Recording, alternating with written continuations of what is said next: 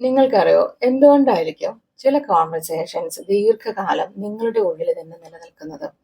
അല്ലെങ്കിൽ നിങ്ങൾ അതിനെക്കുറിച്ച് തന്നെ വീണ്ടും വീണ്ടും ആലോചിച്ചുകൊണ്ടിരിക്കുന്നത്? ചിലപ്പോഴൊക്കെ നമ്മൾ കരുതുന്നത് നമുക്ക് വലിയ രീതിയിലുള്ള ഓവർ തിങ്കിങ് ഉണ്ട്, ഈ ഓവർ തിങ്കിങ്ങിലാണ് ഞാൻ വർക്ക് ചെയ്യേണ്ടത് എന്ന്. ശരിയാണ്, പക്ഷേ ഈ ഓവർ തിങ്കിങ്ങിൽ മാത്രമല്ല നമ്മൾ അവിടെ വർക്ക് ചെയ്യേണ്ടത്. പലപ്പോഴും പല സാഹചര്യങ്ങളിലും നമുക്ക് പറയാൻ ഉദ്ദേശിച്ച കാര്യം നമുക്ക് പറയാൻ പറ്റിക്കോണമെന്നില്ല, അല്ലെ?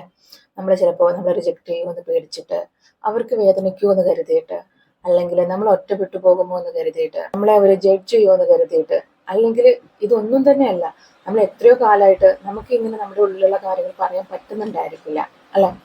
പലപ്പോഴും നമ്മളിങ്ങനെ എക്സ്പ്രസ് ചെയ്യാതിരിക്കുമ്പോൾ ഈ ഒരു സാഹചര്യം കഴിഞ്ഞ ഉടനെ തന്നെ നമ്മുടെ ഉള്ളിൽ, നമ്മുടെ ബ്രെയിൻ ഈ സ്റ്റോറീസ് ഇങ്ങനെ ഉണ്ടാക്കിക്കൊണ്ടേയിരിക്കും. ഞാൻ ഇങ്ങനെ പറയാമായിരുന്നെങ്കിൽ അവരിങ്ങനെയല്ലേ തിരിച്ചു പറയാം, അല്ലെങ്കിൽ ഞാനിത് പറഞ്ഞില്ലായിരുന്നെങ്കിൽ അവരെന്നോട് എന്തൊക്കെ പറയുമായിരിക്കും. ദെൻ കണ്ടിന്യൂസ് ആയിട്ടുള്ള ആ ടോക്ക് നടന്നുകൊണ്ടേയിരിക്കും. ഓക്കെ, നമ്മൾ പറയും നമുക്ക് ഓവർ തിങ്കിങ് വർക്ക് ചെയ്യാനുള്ള സമയമായിട്ടുണ്ടെന്ന്.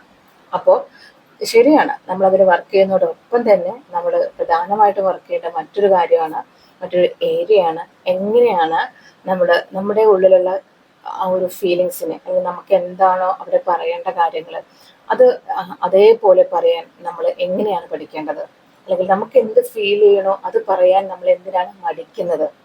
അപ്പോൾ നമ്മുടെ ആ ട്രൂ സെൽഫിനെ എക്സ്പ്രസ് ചെയ്യാൻ മനസ്സിലാക്കുക, ആ ഒരു സ്കിൽ ലേൺ ചെയ്യുക എന്ന് പറയുന്നത് വളരെ വളരെ ഇമ്പോർട്ടൻ്റ് ആണ്.